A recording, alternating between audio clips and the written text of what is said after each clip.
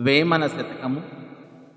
తనువు తనువటంతు తపయింద్రు జనులార, తనువుల స్థిరమని తలపరాదే.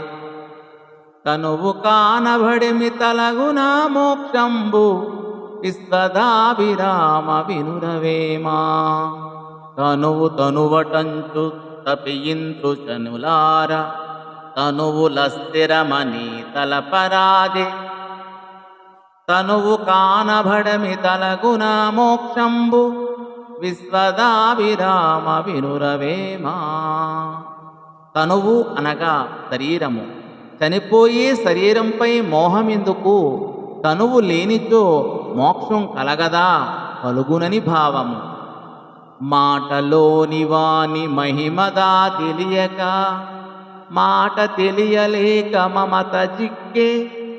మాట తెలిసినేని మహితుడు యోగియో, విశ్వదాభిరామ వినురవేమా.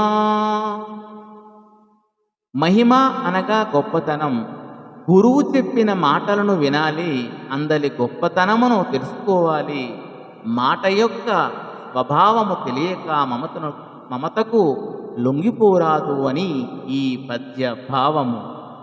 మత్సరంబు మదము మమకారమనియడి, వ్యసనములకు తగిలి మసలల్బోక. పరులకుపకరించి పరముండవగు పొమ్ము, విశ్వదాభిరామ వినురవేమా.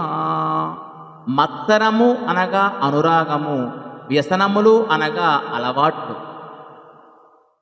మమకారము, గర్వము, ప్రేమ అనేటి వ్యసనములకు దూరముగా నుండుము.